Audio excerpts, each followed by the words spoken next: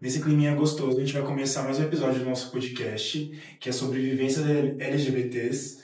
E eu tô aqui com o meu pessoal aqui do Museu da Diversidade, e hoje a gente vai falar sobre um assunto muito comum em todos os lares brasileiros, que é a espiritualidade. E como que a gente encaixa a espiritualidade sendo uma pessoa LGBT.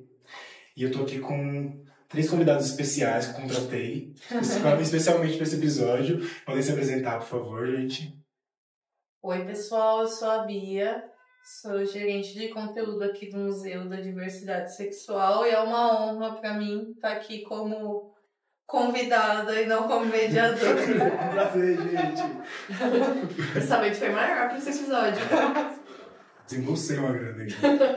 Eu sou a Paula, articuladora social aqui do museu, e muito interessante esse assunto. Antes da gente puxar esse assunto para um episódio, a gente ficou pensando se faria sentido, mas eu acho que é um ponto que você vai dar um caldo, assim, conversar sobre vivências LGBTs e espiritualidade. Muito interessante.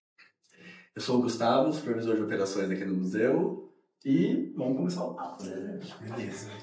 Hoje o assunto do nosso podcast é sobre espiritualidade e como a gente enxerga a nossa espiritualidade sendo uma pessoa da comunidade. Gente, eu falo assim, por vivência própria, minha verdade não é a verdade absoluta do mundo, mas pelo que eu enxergo assim, em muitos lares brasileiros, a grande maioria das famílias são constituídas pela religião cristã. No entanto, a religião cristã não aceita muito bem pessoas como a gente. E eu enxergo assim, em muitas pessoas do meu convívio e relatos também de muitas pessoas que são da nossa comunidade, que muitas vezes a gente tem que fazer o nosso próprio entendimento do que é um Deus, do que é a espiritualidade, do que é a nossa fé, para poder a gente seguir a vida. Eu sou do tipo de pessoa que acredita que todo mundo precisa de uma fantasia, sabe? Então, para vocês, como que vocês fizeram esse entendimento de uma religião, entendimento de Deus no cotidiano de vocês, sendo uma pessoa da comunidade LGBT? Quem quiser começar, à vontade. Eu vou começar. Bom, eu tenho uma relação com a religião cristã, né? Desde que eu me entendo por gente. A minha família é tradicionalmente evangélica, pentecostal, enfim, das igrejas mais tradicionais. Não vou citar nomes, porque eu não quero cancelamentos aqui. Mas tudo isso me deu também uma vivência muito bacana, assim, na igreja até o início da minha adolescência. Então, já participei de todos os grupos possíveis da igreja, fui nos acampamentos, toquei violão na igreja, fui do grupo de jovens, tive muitas vivências na igreja e foi um período muito bom para mim. Eu costumo dizer que toda a minha constituição como pessoa foi feita dentro da igreja. Então, as pessoas que eu conhecia eram as pessoas da igreja, meus amigos eram na igreja, eu gostava de estar na igreja nos dias de culto, enfim. E aí tudo isso começou a ruir, a entrar em conflito quando eu comecei a descobrir a minha sexualidade, né? Porque, enfim, ou eu sou LGBT ou eu sou cristã. As duas coisas não podiam acontecer. Não podiam coexistir. E aí, acho que com os 16 para 17 anos, eu saí da igreja. Então, eu tinha funções na igreja, né? Então, eu pedi pra sair. Não falei por quê, só falei que não queria mais. Mas eu confesso também que não era só a questão da questão da minha sexualidade que me afastou da igreja nesse momento. Esse momento foi uma decisão que eu tomei baseada em várias coisas que que já não faziam tanto sentido para mim. Então, com a descoberta da minha sexualidade, veio também a descoberta de uma nova era de espiritualidade para mim. Entendi. Que foi bem traumático, assim, tudo, né? Então, assim, essa saída da igreja foi traumática, lidar com a quebra de expectativa, né, dos meus pais em relação a quem eu me tornaria, e a continuidade da minha família na religião, né? Também foi bastante difícil. Mas aí eu comecei a entender a religiosidade e a espiritualidade, né? Então, partir de uma religiosidade para uma espiritualidade de outra forma. Então, já passei por algumas outras religiões, adoro pesquisar sobre religiões. Tive uma vivência um pouco maior na Umbanda, de conhecer mais, né?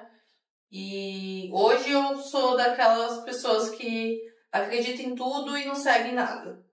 A minha vivência com a religião hoje é essa. Mas me entristece um pouco essa questão desse gatilho para eu ter saído da igreja ter sido a minha sexualidade.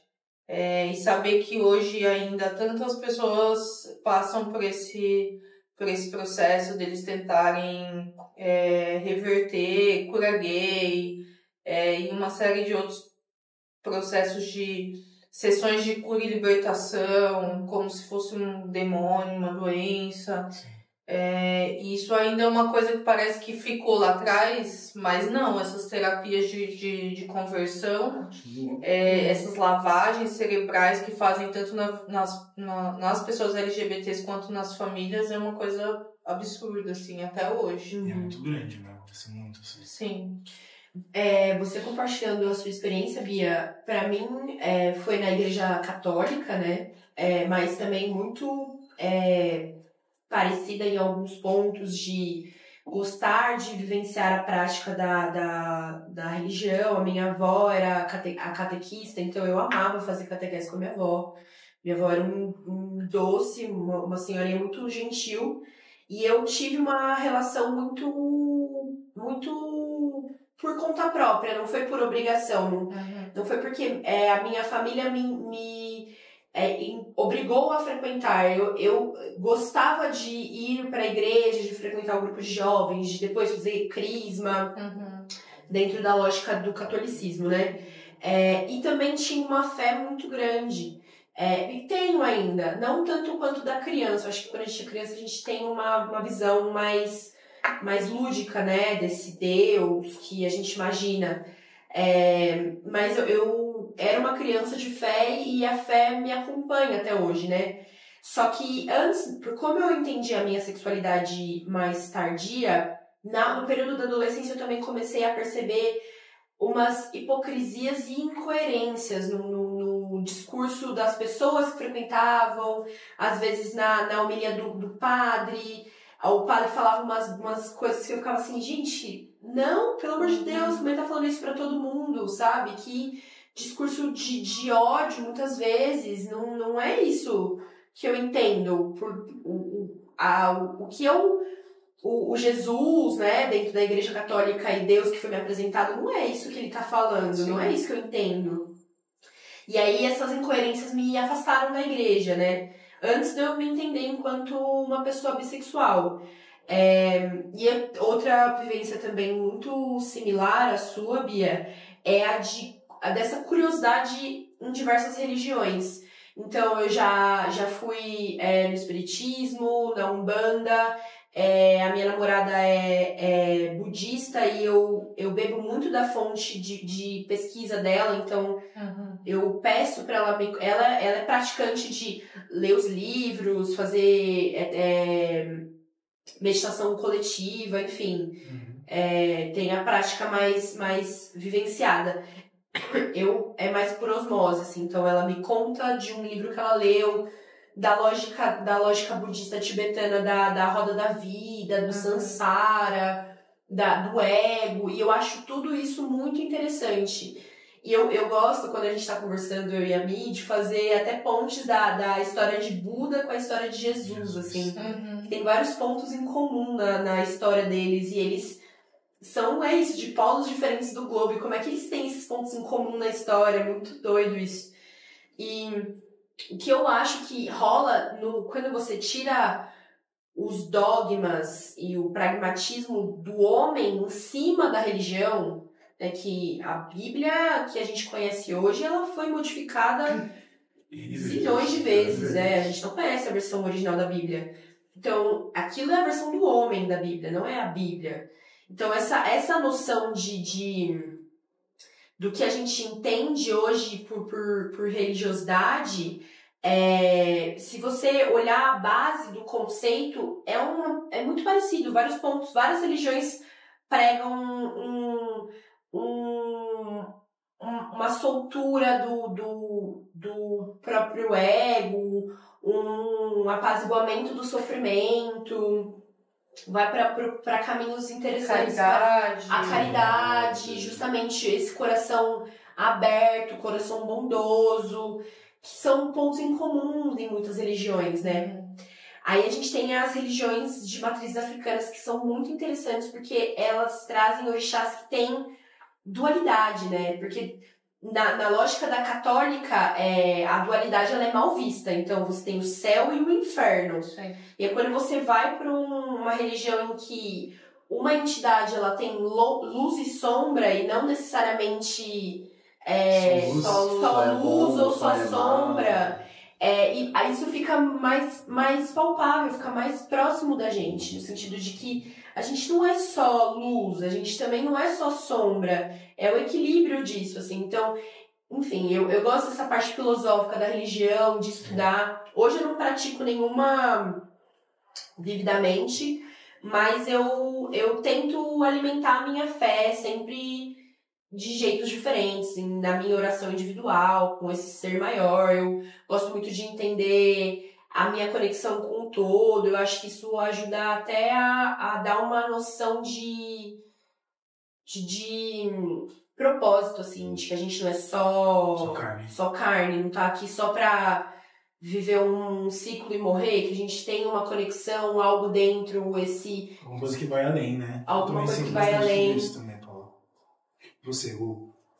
Eu nasci em família católica, e aí fui seguindo ali, né, os caminhos de uma maneira, vamos dizer, compulsória, porque não teve uma obrigação tão forte. Na família católica ela não é assim fervorosa de praticar todos os rituais ali que são colocados para praticar, mas de uma maneira meio que pré-programada, né? Com tal idade você vai ter que fazer a catequese, com tal idade a crisma.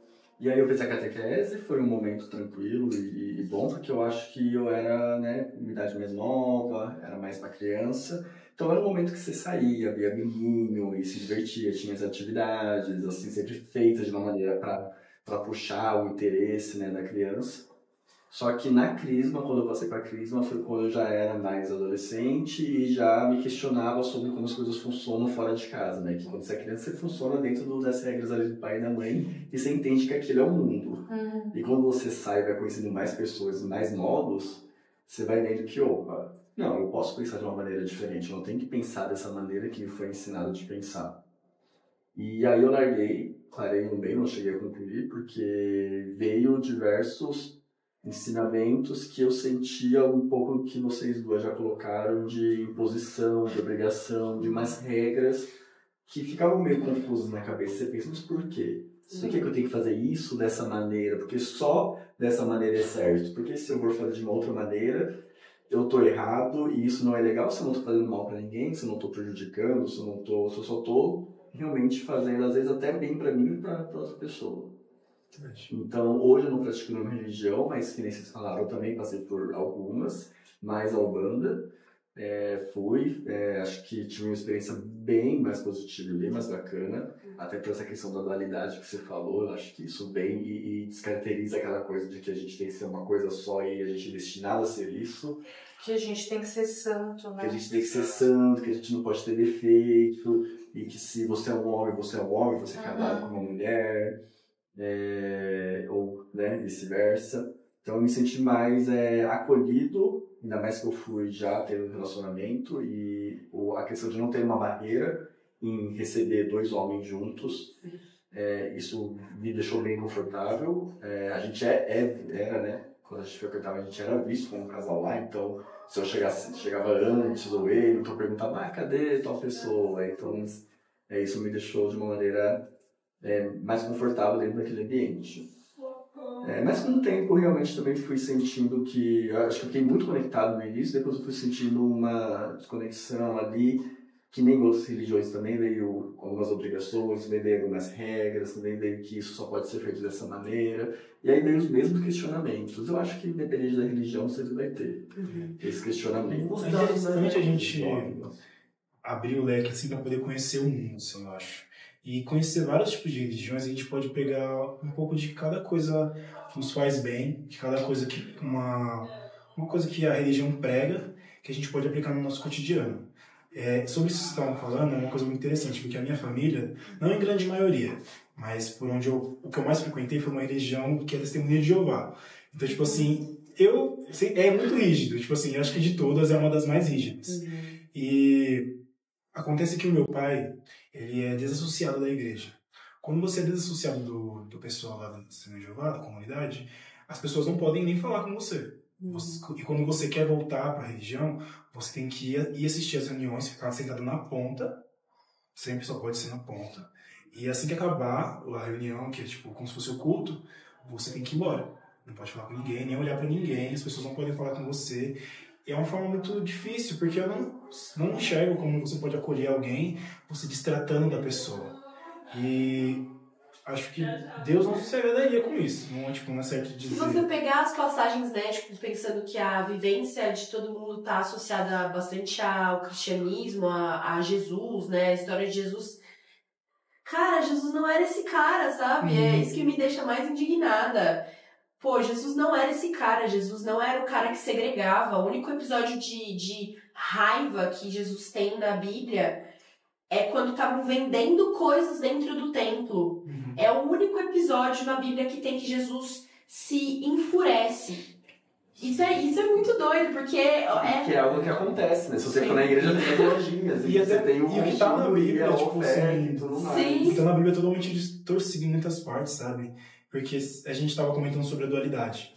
E se você parar para analisar, muitas das histórias que estão na Bíblia são de pessoas que têm muita dualidade. Como você pega a história de Pedro, que era tipo o apóstolo... Cobrador de impostos, né? E era a pessoa mais próxima de Jesus, assim, creio que seria Pedro, que era um dos mais próximos de Jesus. Ele foi mesmo dito por Jesus como uma pessoa de pouca fé. Então, assim, ele tem a dualidade dele, porque ele estava com a pessoa mais santificada de todas, a pessoa perfeita que desceu no céu, e mesmo assim ele não tinha muita fé. Quando você vê Davi, por exemplo, que é um dos maiores heróis da Bíblia, ele foi uma pessoa que, tipo, traiu um dos melhores amigos. Ele fez muitas coisas erradas. Então, tem dualidade na Bíblia, só que as pessoas que estão na linha de frente para poder pregar a palavra, elas omitem essa parte. Então, tipo assim, como se tudo estivesse na Bíblia, fossem só flores. E não é, gente. Nada na vida de ninguém vai ser só flores. Duas coisas que passou a me incomodar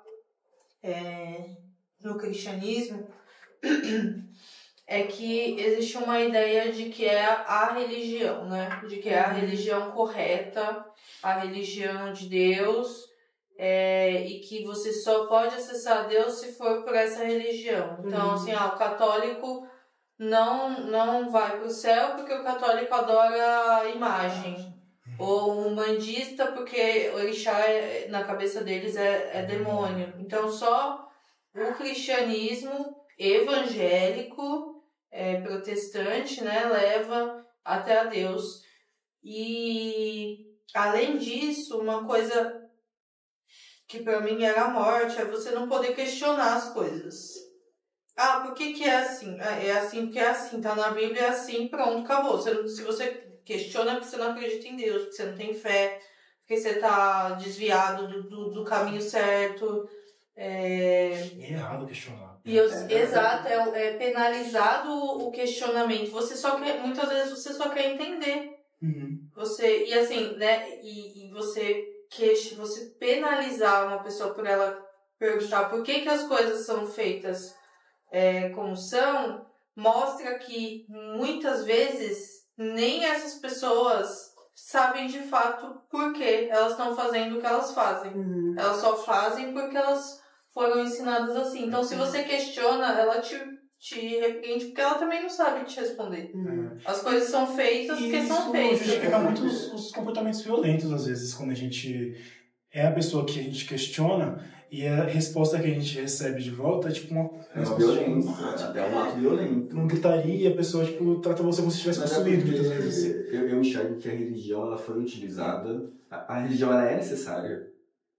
Porque, eu não vou falar religião, mas a fé, acreditar em algo é necessário, porque a gente não chega num ponto de... Falar sobre isso, fala que depois eu complemento. Tem um ponto assim que você vai voltando e tentando entender as coisas, que se você não tiver uma fé, se você não tiver algo para se apegar, você se sente perdido e você não consegue ter respostas. E aí, a importância que a fé tem para a pessoa, para o ser humano, foi percebida pelo homem ali, vamos colocar essa palavra de homem, não ser humano, e aí foi usado como uma ferramenta de controle. Exato. Então o homem foi utilizando a religião para te controlar, para ser uma ferramenta de poder e pressionar a sociedade, né, de cada época, assim, a seguir uma regra que ali um grupo específico vai ter suas vantagens. Sim. É isso, né? A religião é um instrumento de manipulação, que aí você não questiona, essa é a verdade absoluta. Sim. E aí essas são as pessoas que têm que estar no poder, essas são as pessoas que têm que estar por baixo, que você tem que pagar. É uma ferramenta de manipulação por medo. Então, se você não fizer, é inferno. Você quer queimar no fogo do inferno? Senão você faz o que eu tô mandando aqui. E aí tem uma coisa que é muito diferente. Vantagem para aquela pessoa e quem tá fazendo sai na desvantagem. Isso. E o que é muito diferente é a espiritualidade. É a fé. A fé não é a religião, necessariamente. Tem gente de muita fé dentro da religião. Mas a religião não é a fé. A fé... E tem gente que tá dentro da religião que não tem nenhuma fé. Que é uma pessoa que tá ali por estar. Mas eu acho que a fé, ela é necessária... no sentido desse que você estava falando, Guda, a gente ter uma noção de um todo, de seguir a vida, de não... Chega um momento que... desculpa te cortar, mas chega um momento assim que eu acho que você não tem pra onde seguir. No caso de saúde, por exemplo. Chega um momento que os médicos estão ali, fazem todos os exames e falam, não tem, a gente vai tentar amenizar a dor e fazer com que o sofrimento seja menor. E naquele momento que você está perdido, que você não sabe para onde ir, que seja um parente, ou seja, você mesmo, o que te resta é naquele momento parar e rezar. Então é o que falo, né? Que qualquer pessoa que não acredita em Deus, quando está o avião começa a cair, começa a rezar. Porque é o que sobrou para aquela pessoa. Cadê? Você não vai fazer nada, você só vai simplesmente aceitar. Eu diria até mais aí os agnósticos e ateus que com suas opiniões. Gustavo disse que não existe ateu. Na hora que o avião tá caindo, não existe ateu. Não, ateus à parte.